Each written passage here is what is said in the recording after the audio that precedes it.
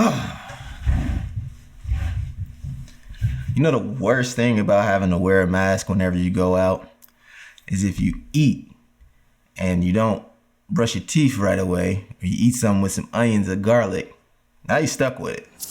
What's up, everybody? Brandon Champ Robinson here with Imagination Upgraded, and today I want to talk about better vertical video. I'm going to give you 3 ways to make better vertical video. Now, vertical video is really dope, actually, if you sit down and look at it and you're not like a snob of, everything needs to be framed, blah, blah, blah, blah, blah, blah, blah. If you're not that kind of guy, then it's really dope. And since we've been locked in the house for the past 6,000 days, I have been doing a lot of going in and recutting my old projects and doing a lot of repurposing of content. And basically, I'm going in, taking my widescreen footage, moving it to Instagram stories or IGTV. So I'm chopping it up and making it vertical video. Now, while I'm doing this, I'm trying to find different ways to make it a little more creative and do something a little bit different from what everyone else is doing. So I'm gonna give you 3 tips on how to get better vertical video. Number 1, be sure to find the best angle to convey your story. We use a lot of leading lines, we use a lot of negative space, we use lighting to make sure that we are guiding our viewers' eyes. You can do that with vertical video as well. Number 2, keyframes. Keyframes are your friend. Make sure you're using them. You can use them to move from, if you have a wide shot, you can use them for moving from one person to the next person as they're talking. You can use it to make it seem as someone is walking into the room, walking into the frame. Be sure to use those keyframes properly and don't be scared of them. Just get in there and figure them out. And number 3, get creative with the split screens. Don't feel like you have to fill in the whole space with one image. Break it up. Think about something you can do outside of the box. Maybe you take a wide shot, take 1, and then you take a close-up, take 3, and you put those together and they work that way. So don't be afraid to do something non-traditional and try to keep your viewer engaged and interested in what you're doing. So I'm going to show you a couple tricks that I do and that I've been doing to make better vertical video. So we're gonna start with this short that I DP called Because of the Internet. It was written and directed by my boy Romel Rose. So we have obviously the standard widescreen here, nothing new. What I wanna do is I wanna break this down. I'm gonna pull a scene out and I wanna break it down. I wanna be able to post it to Instagram story and IGTV. So the first thing we need to do is make a new project, and we'll call this BLTI, and I'll call it IGTV.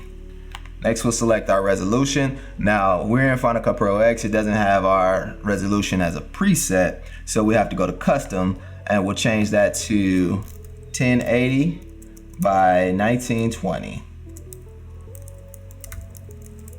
Whoops, 1920.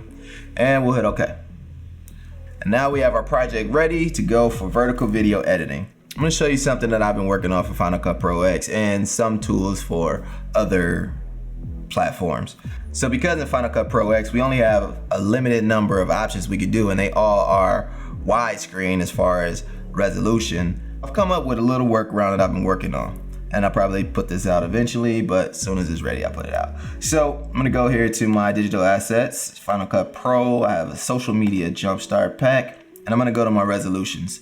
So what I have here is I have my settings presets, I would say, already ready for a best for Facebook and IG feed. That's a 1080 by 1080, this is a 1-to-1 square.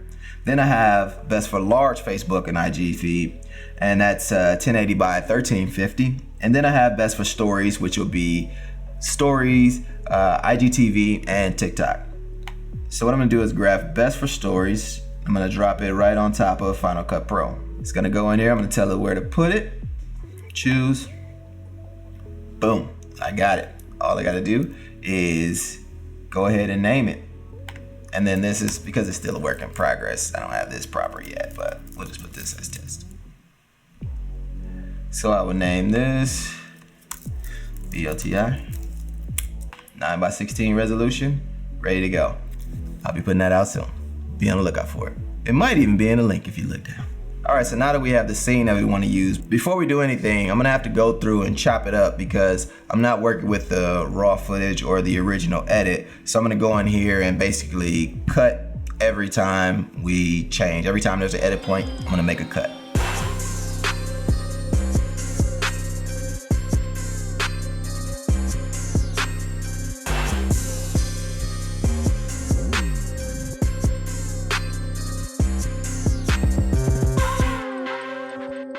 Now that's all done. We put it inside of our project and we frame it all up. So you really gonna act like we ain't been talking and texting for like a couple weeks now? No. I didn't What's get your DM? name? Who are you? Wow. No. Okay, so this As you is can how see, we there's do some good slides. So you mean to tell me this isn't your number? If we gonna do that? All right. If that's my number, call my phone. I'll wait. So now once we framed everything and we have it how we like it, that is ready to go. You're ready to export that and put that on your phone and send it up to IG. Now, let's look at doing something a little more creative. Here's another version that I've done of a different scene, but this time I did it with some split screen action. So, because this shot was mostly a oneer, and I wanted to make it more interesting because we can't see all of the room, so I did a double where I show the full shot at the top, and then I zoomed in a little bit and kind of reframed and moved around on him on the phone. Another interesting thing that I've done is whenever he has this flashback where he's thinking about her, we just make her full screen, and then she's good to go. Hold on a second, somebody's at the door. Don't they know we social distance?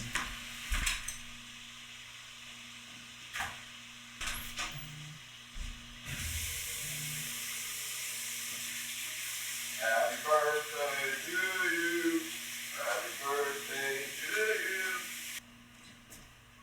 you. All right, that was a package delivery. Gotta make sure I wash my hands. Lives on packages for a little while. We back at it. So that's one way to get creative with how you're framing and keyframing everything for your vertical video.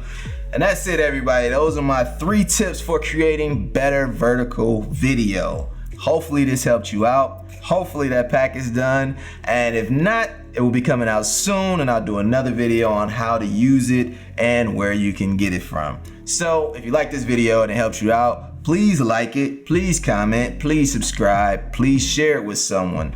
And let me know in the comments something else you may want to learn, or let me know how you are repurposing your videos, and let me know what you guys are doing with your downtime. Until next time, thank y'all. Catch y'all soon. Peace. Just came back from going out for supplies. And you're editing from the some kind of background behind there of hey. And boom, now we have our project ready in vertical. Oh, what the right away to certain God, like it even if it didn't, because I gotta keep doing it. I'm gonna keep doing it. Damn it, it's weak. I cannot talk.